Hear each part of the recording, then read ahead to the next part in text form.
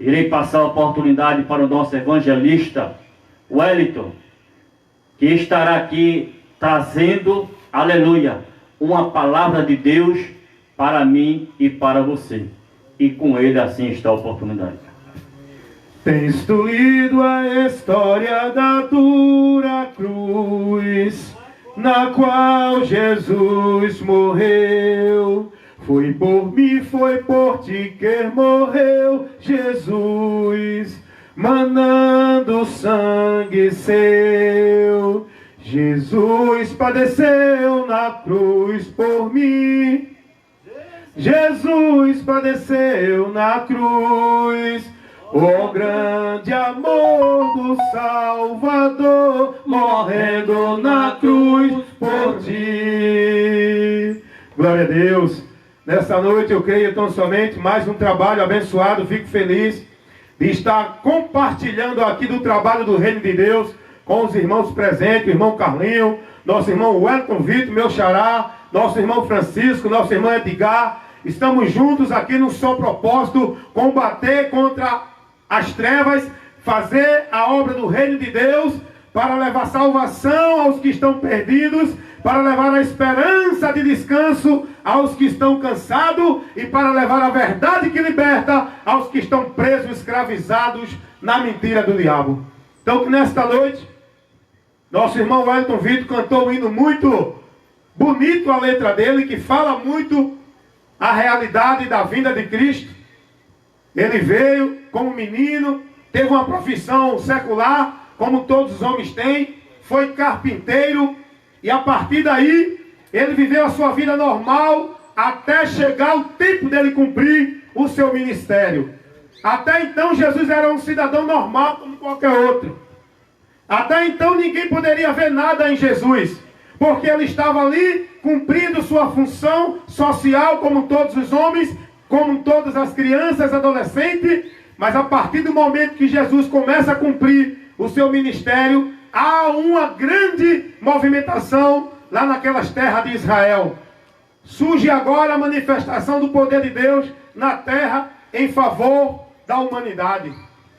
Porque quando Jesus era pequeno, sua vida na infância foi uma vida normal como qualquer criança, não é? Dentro da cultura que ele vivia, na adolescência. Mas a partir daí, Jesus começa a operar prodígios, sinais e maravilhas. As coisas começam a mudar. Jesus começa a operar milagres naquelas cidades ali, que estavam ali naquela área, lá em Israel. Naquelas áreas todinhas, Jerusalém, Samaria, Jericó. E por ali ele foi fazendo seus milagres, multiplicando pão, curando enfermidade, libertando oprimidos do diabo. Até aí o povo atrás de Jesus, o povo, ele é maravilhoso, ele é grande. E Jesus começou, mas só que Jesus não veio para essa finalidade. Jesus não veio para multiplicar pão. Jesus não veio para dar ao homem a sua necessidade física. Mas aí ele fez grandes milagres, e o texto diz, lá no Evangelho segundo João, capítulo 20, do versículo 30 e o 31, que esses milagres que ele operou foi no propósito de que todos vissem como sinal de que ele era o Cristo, era o Messias, era o enviado que Deus tinha prometido ao povo de Israel para libertar o povo da escravidão do pecado, não só a nação de Israel, mas toda a humanidade. E Jesus começa agora a manifestar poder para curar, libertar, salvar pessoas oprimidas do diabo, acrescentar peixe e pão. Mas a partir do momento que Jesus começa agora a pregar a verdade, aí as coisas mudam, aí as pessoas já não têm aquele tanto interesse por Jesus, porque Jesus agora começa a incomodar todos que estavam no erro, porque Jesus veio pregar a verdade, ele mesmo é a verdade. Ele veio falar dele, porque o Evangelho não é uma doutrina de religião. O Evangelho não é conceito de homem. O Evangelho não é nenhum ritual, nenhum místico. O Evangelho é o próprio Jesus Cristo. Ele é as boas novas. E a partir daí Jesus começa agora a pregar, como diz o texto lá em Marcos, capítulo 1, versículo 14 e o 15, que quando João foi entregue à prisão, Jesus começou o seu ministério pregando ao povo e dizendo: arrependei-vos e crede no Evangelho, porque o tempo é chegado, o reino de Deus é vindo. E Jesus começa agora com a mensagem de arrependimento para o homem pecador. Jesus agora começa levando ao povo o entendimento que o povo precisava ter, porque estavam cegos, perdidos e sem entendimento de Deus. Jesus vem dizendo agora: eu sou a luz que vinha ao mundo. Isso quer dizer, irmão Carlinhos, que o mundo até então estava em trevas. Se Jesus é a luz que veio ao mundo, então antes dele todos estavam nas trevas. E as trevas, não é a falta de energia dessa luz que a gente tem para clarear o ambiente físico. É a falta de entendimento do homem em relação a Deus, o seu Criador. O homem perdido, afastado, sendo conduzido por caminhos de morte. Mas Jesus veio como luz para iluminar o nosso entendimento, para nos dar o entender daquele que pode nos conciliar com a vida, com Deus, o Criador. Tanto é que Jesus diz: eu sou a luz que vim ao mundo, para aqueles que creem em mim não permaneçam nas trevas, mas tenham a luz, andem na luz, estejam na luz. E Jesus continua dizendo: luz. Aí ele diz: eu sou o caminho. Se Jesus é o caminho, irmão Carlinhos, quer dizer que antes dele não tinha. O povo estava tudo andando como ovelhas desgarradas sem pastor por caminhos de mortes, sendo levado a um matadouro. Jesus vem dizendo: eu sou o caminho, eu sou a verdade, eu sou a vida. Quer dizer que até então todos que acreditavam estar em Deus estavam mortos, afastados de Deus, perdidos de Deus. Jesus diz: ninguém vem ao Pai senão por mim. Jesus está dizendo: eu sou o caminho, Criador, eu sou por onde o homem pode chegar a Deus, o Pai, o Criador, para que possa ter vida com Ele novamente. Porque o fato do homem saber que ele tem necessidade de chegar a Deus é porque ele está perdido, julgado, condenado, morto, quer dizer, afastado de Deus, separado de Deus, porque a morte é no sentido de separação.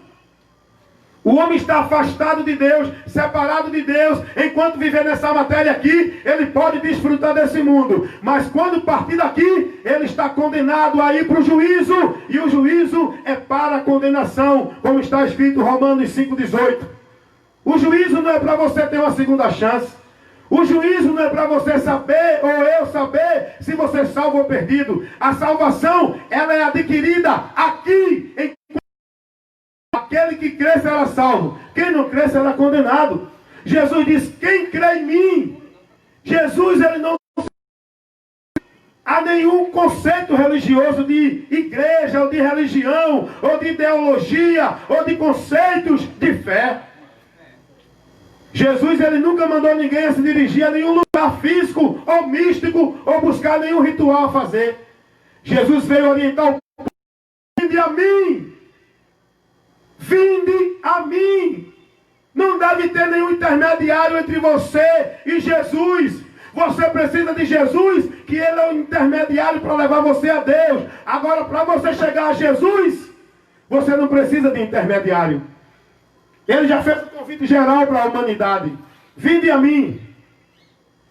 Então Jesus, ele operou grandes coisas na face da terra, com a finalidade de que o povo cresce, o povo de Israel cresce pelos sinais dos milagres que ele fez, como sinal que comprovava que ele era o Cristo, o Messias, o enviado de Deus em favor da nação de Israel e de toda a humanidade. Mas Jesus, ele não veio só para fazer milagre. Ele veio trazer a verdade que liberta. Ele veio libertar o homem das garras de Satanás. Você pode estar preso, sim, porque é uma prisão. O crack, a droga, o vício, bebida é uma prisão. Mas também a idolatria é uma prisão. A religiosidade é uma prisão. O conceito filosófico desse mundo vazio, sem Deus, é uma prisão. As pessoas estão presas nos seus conceitos, nos seus entendimentos, nos seus caminhos, nos seus conceitos religiosos. Estão presas, afastadas de Deus, oprimidas, que não podem chegar a Deus. Jesus veio para libertar. Ele disse isso lá em João 8,32. Conhecereis a verdade e a verdade vos libertará. Quem é essa verdade? A verdade é o próprio Jesus. Quando você conhecer Jesus, você vai ser liberto, porque você vai entender que Jesus é o mediador, que Jesus é o Senhor, que Jesus é o protetor, que Jesus é o intercessor, que Jesus é a esperança. Aí você vai ser liberto, porque você não vai mais viver preso dentro desses entendimentos que você tem de Senhor, de protetor, de livramento, de salvação. Você vai conhecer a verdade que é Jesus, e é Ele que liberta. João 8,36. Jesus disse: se o Filho, pois, vos libertar, verdadeiramente sereis livres. O homem só é livre. Não adianta buscar galho de arruda, campanha de libertação, fogueira santa. Não adianta nenhum ritual místico religioso para encontrar a libertação. A libertação é Cristo que dá. Se o homem crer e se converter a Ele, buscando o socorro dele, será liberto. Será liberto. Jesus veio ensinando isso ao povo. Jesus veio ensinando ao povo o caminho. Ele disse: eu sou o caminho. A porta. Ele diz: eu sou a porta. João 10, 9. Ele diz que é a porta e ainda diz assim: se alguém, é condicional a quem quiser. A porta está aberta, entra quem quer. Quem não quer, fica do lado de fora. Quem entrar, fique dentro, persevere e permaneça. Porque se voltar também, vai perder o livramento. Só há livramento de Deus para quem está dentro, quem entra por essa porta. Essa porta é Jesus. Não é uma religião, não é uma ideologia, não é um conceito de doutrina humano, não é preceito de homem. A porta da salvação é Jesus. Ele disse: quem entrar por mim, salvar-se-á. Jesus nunca mostrou e apontou nada para ele. Ele é o alvo. E nós estamos aqui nesta noite para cumprir a ordem de Jesus. Porque Jesus, como homem, ele teve um fim aqui na terra. Ele teve um limite de vida aqui. Mas antes dele morrer, ele levanta um ministério para continuar a obra da pregação do Evangelho. E ele dá uma ordem. Ele prepara, capacita. E no final, ele dá uma ordem aos seus discípulos, que está lá em Marcos, capítulo 16, versículo 15 e o 16. Quando Jesus diz: ide por todo o mundo e pregai o Evangelho a toda criatura. Aí eu quero chamar a sua atenção para o que ele diz nas seguintes palavras depois dessa. Ele diz: quem crer será salvo. Quem não crer será condenado. Jesus mandou os seus discípulos pregar salvação, ensinar o povo por onde encontrar a salvação. Pregar o Evangelho é mostrar que Jesus é o caminho para a salvação, é o caminho para a libertação, é a porta que você deve entrar para sair dessa situação que você está. Pregar o Evangelho é mostrar que Jesus é o mediador. Ele é quem pode redimir você da tua culpa diante de Deus, te absolver do juízo, te livrar da sentença e te dar salvação para você não ser condenado. Jesus é o Evangelho que nós estamos pregando, que a igreja tem que pregar. O mundo refere-se às pessoas, à humanidade, porque não se deve pregar Evangelho para animal. Animal não é um ser. Animal não vai existir depois da morte. Só o ser que vai existir após a morte, consciente, lúcido, sóbrio da vida que viveu aqui, é o ser chamado ser humano. Por isso que o ser humano precisa de salvação, porque se ele não existisse após a morte, não precisava de salvação. Mas ele precisa de salvação, porque depois dessa vida aqui, o homem está sendo conduzido a um juízo terrível e eterno. Porque nós não podemos mostrar só o amor de Deus. Nós temos que mostrar a severidade de Deus. Deus é terrível, Deus é justo e Ele vai julgar o pecador. E sem Jesus, Deus não vai passar a mão, nem perdoar ninguém, porque o homem só obtém o perdão de Deus através de Jesus. Não adianta a sua caridade, não adianta a sua religiosidade, não adianta ser conceito de que é bom, de que é justo, de que não mata, não rouba, não fuma. Você é um pecador e todo pecador já está condenado, e toda justiça que o pecador venha fazer como mérito para receber de Deus alguma coisa é como um trapo de imundícia. Como disse o profeta Isaías 64:6.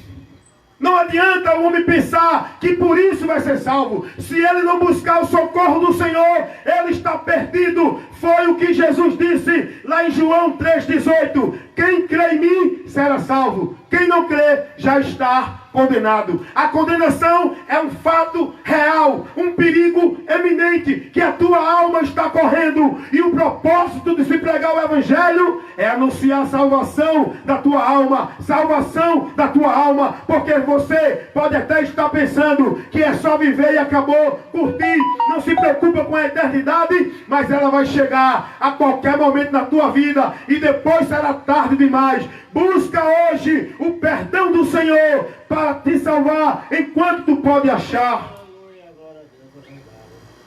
Busca o Senhor enquanto se pode achar.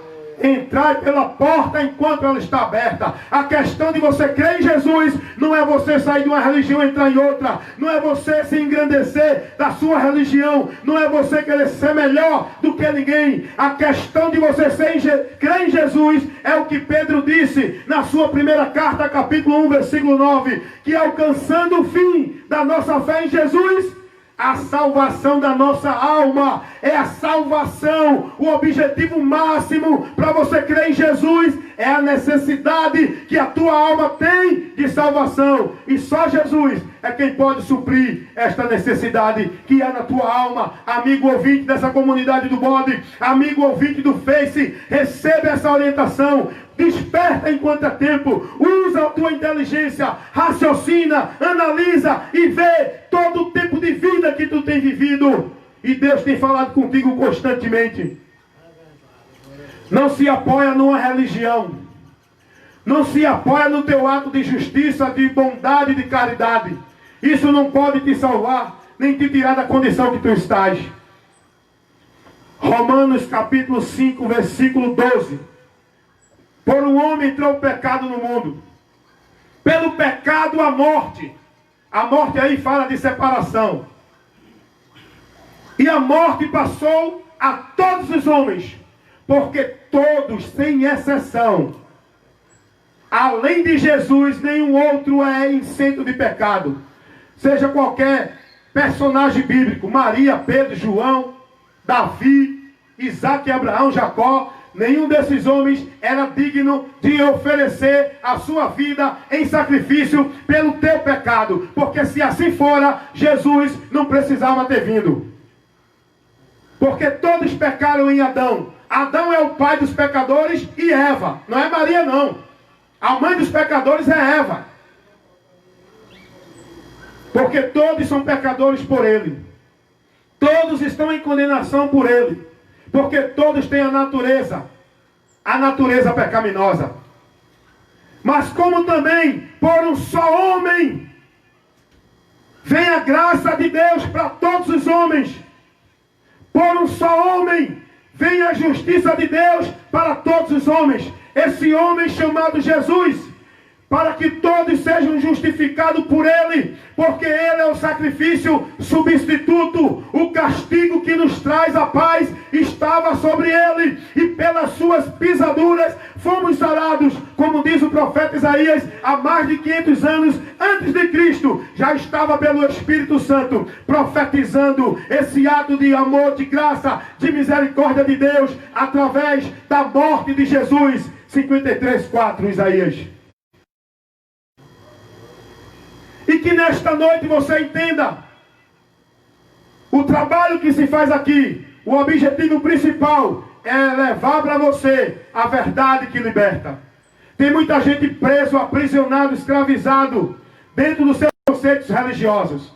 Nesta noite, você que está dentro dessa prisão, eu quero que você leia a palavra de Deus lá em Atos dos Apóstolos, capítulo 9. para você conhecer a história de um homem religiosíssimo, que ele dava vida e matava pela sua religião. Eu estou falando de um homem chamado Saulo, que quando ele passa a conhecer Jesus, se converte a Jesus, até o nome Jesus muda. Saulo de Tarso, ele diz, nos seus textos relatados, ele era zeloso da tradição da sua religião farisaica. O zelo dele era tão grande que ele perseguia aqueles que anunciavam o Cristo ressurreto. Aí o apóstolo Paulo diz, lá na sua primeira carta a Timóteo, ele fala sobre isso, capítulo 1, do versículo 12 ao 15, Paulo começa a dizer, antes eu era perseguidor, pela minha ignorância, pela minha incredulidade, mas alcancei misericórdia. O Senhor Jesus me chamou para o ministério, porque hoje ele estava ali naquele tempo mostrando a sua gratidão pela misericórdia do Senhor, que em meio às atitudes Deus poderia matá-lo, mas Deus não matou, porque Paulo estava na ignorância. E o texto diz, lá em Atos capítulo 17, versículo 30, que Deus não leva em conta o tempo da ignorância. Agora, quando você conhece a verdade e prefere ficar na mentira, aí você não é mais inocente, porque Deus não tomará o culpado por inocente, e é por isso que ele seja anunciado a todos, para que todos tenham a